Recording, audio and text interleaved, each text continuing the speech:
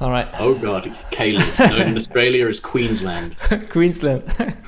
It's where all the scary animals are, or Yeah, pretty much. There's also the wildlife, but like, you know. okay. So we have Ria. So What was this one about? We'll just quickly remember. Oh, this one. Yeah, this one, it was actually a fun one. There was... The thing about Caelid is that it has a similar danger to all of the little caves in that there's a lot of small stuff on the floor that you can easily get stuck on. oh yeah, you tell me. It's not as bad as other like Limgrave or Liurnia because there's still a lot of cover that you can work with, but you have to be really careful about where you're stepping and where you are. These two guys were pretty chill. They just started off like, you know, hidden as mushrooms and just having a fun time. And I was just like, I'm here for a fight, but I'm going to give them the opportunity to dodge. I'm going to use the slowest possible thing that I can use. And then we have the Moonveil and Greatsword combo, which is incredibly scary. I'm not going to lie. The fact that both can stagger you for long enough that the other can follow up and continue that stagger chain is very oppressive, and it's very easy to die in a sudden blender. Yeah, but at least the host here seems to be a little bit aggressive, because usually the worst Moonveilers I had were the ones just standing on the sidelines, waiting for the perfect opportunity to just roll catch you. Yeah, they just wait until you start any animation, and the Moonveil comes out faster than basically everything that you can do, and it's not the funnest time just to have someone camping on the side with a Moonveil. That is also sort of the reason why they get focused, because you can't afford to ignore the Moonveil. And that's what I start doing here, because I've really accepted at this point that I need to focus the Moonveil and ignore the Greatsword as best I can, because while it does a huge amount of damage, like just there, it's the easier one of them to dodge. Yeah. And this is, yeah, he really got me out with that light one, and I just decided to commit to it. Okay, I need to watch it. I missed it. So, the latent R2 there, but very nice kill. So that's interesting.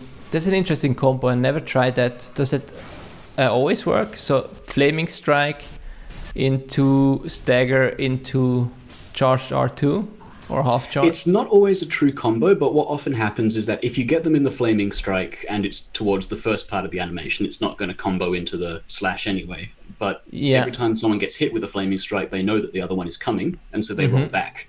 And the charged R2 is almost a perfect roll catch for that. Yeah, that's a good... I gotta remember that. That's a really good point there. It was something that I honestly just randomly started doing and only noticed what I was doing later, but the charged R2 on the Claymore is just the reason why you use that sword, in my opinion. It's so good. Yeah. I actually started using the crouch poke on the Claymore a lot more as well. That is a good part of it, actually. Especially when if you're standing close to them and then you get the Air 1 or whatever, usually it's an Air 1 when you're standing close to them, they're gonna roll next, and then a crouch R1 usually roll catches them, just like a Colossal. Yeah. Excuse me. Yeah, I actually discovered that after I had been using the Zweihander for way too long, and I finally switched back to the Claymore, and I just kept the crouch poking habit, and I just kind of looked up after a while and went, this is working, what the hell? So one question I have, because I've never played with this Ash of War, and you tend to like it. Lion's Claw. Lion's Claw, yeah. So maybe you can talk about this a bit. It's this one, yeah. Lion's Claw is really temperamental. It doesn't have very good tracking. It has like maybe a 70-degree window that you can alter the course after you start, but it's always going forward, and it's really easy to backstab if they know it's coming.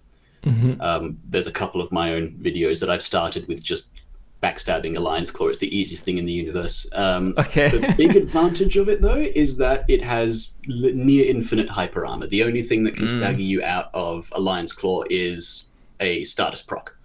Yeah.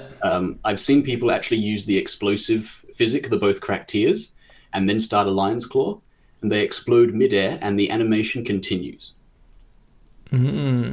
Okay. So that does a huge amount of damage, but it's kind of hard to hit because it's very easy to see coming. Yeah. The main advantage of it is that it hits a surprisingly wide area and behind you when you start the swing. And if it hits, it splatters people. You get a good 2-3 seconds where they are just recovering. You can have everything to yourself. And it's really good burst damage if you're in if you're like a scrum of people who are all hitting you with really fast weapons and you don't have the poise to tank through it regardless of what you do. So Lion's Claw. No. So if they're congregated in the same spot, then you Lion's Claw into the spot and hope to hit something, or... It's more like it's the kind of thing that they don't expect you to suddenly pull out. So you kind of bait them in, they get into the over-aggressive mindset, and if you're playing it right, then they won't expect the Lion's Claw and they won't be able to get out of range before it occurs. It's really easy to dodge, but if you time it when they start an animation, almost always they won't finish it before you hit. It's kind of like the close-range Moonveil of the strength build. I like that, close-range Moonveil. The main thing I use it for now, actually, is we all know the people who spam the Black Knife weapon art, right? Yeah. Oh, that's an easy catch there, right? For shutting it down. Exactly this. Fought a guy today who was just camping in one room of Volcano Manor and just Lion's Claw 3 times. Guy was dead, didn't even bother trying to move. And how do you time that? Do you time that when he's jumping up or after he has... I activate as soon as I see him start that jumping up animation, when he crouches down and the knife starts doing the thing, because that will usually, if it is on a decent connection, it will shut him down before the actual attack happens, and that has decent hyper armor on it, but not enough to survive the average Lion's Claw. Okay. So you will just splatter them right back down to the ground, and they won't get their attack at all. Yeah, I definitely have to play around with Lion's Claw a little bit more. It's fiddly, but it's very rewarding. Yeah. All right. Anything else? I think this was a quite clean and short invasion there. So let's this one was pretty swish. It wasn't exactly stylish or anything, but I thought it was an interesting examination of the whole Moonveil Greatsword combo, because it's very scary. Definitely. So this lane down. And so here you can already see the Piercing Fang on the Lucerne. Which I just used in the previous invasion. Not sure if I'm going to use it here, but I've been trying a specific thing in yesterday's stream to get it off, and I think I get it off here for the 3rd or 4th time, but you'll see, so I'm not going to spoil it. So yeah, just your average caster. So what I tend to do nowadays is just pop one of these. Honestly, I should do that more. That's a good idea. The eel liver, or not sure what it's called, just the anti-magic damage. Yeah, because all of that little glintstone chip damage really adds up. It adds up very quickly. Yeah.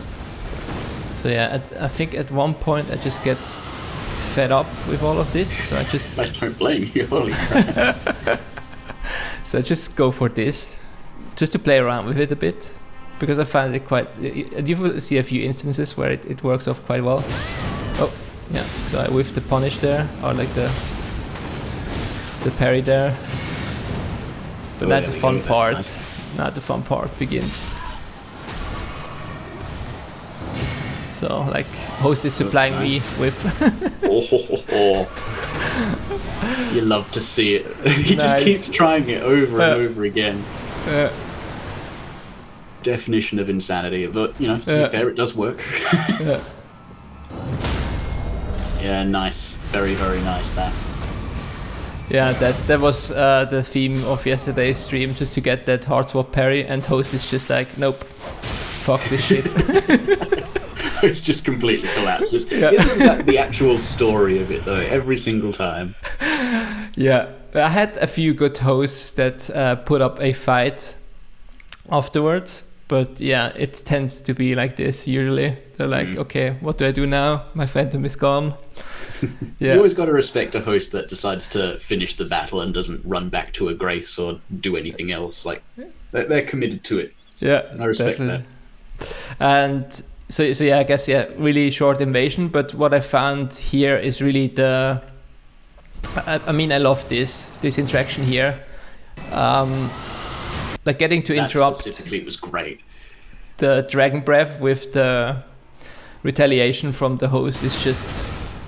That was just super fun. The best thing is the host doesn't even stop spamming it, even though he's noticed that you're like, there are tons of spells that you can't retaliation, but it doesn't seem to register in his mind there. No. And also I found that, especially if you're a int build and you infuse the shield with magic, the retaliation does so much more damage. Really? And even now, I think, like, how much damage was that? Because it was a decent chunk. Yeah. 426. Yeah, That's not bad. that's rune level 90, by the way. So. Oh wow, yeah, that's actually pretty good for that level. No. So yeah, that's basically the clip. So This guy really was setting himself up for that parry though. When he goes to the top of the stairs and he just tries to keep you out by just keeping swinging, which it wouldn't be a terrible idea if his opponent wasn't obviously holding a shield with Carian Retaliation. Not that fact, but only the shield, not even a the weapon. The only thing you actually have, like, there's no way you could have made your intentions more clear, but no. Average Radahn. Good. That was good. That was good stuff.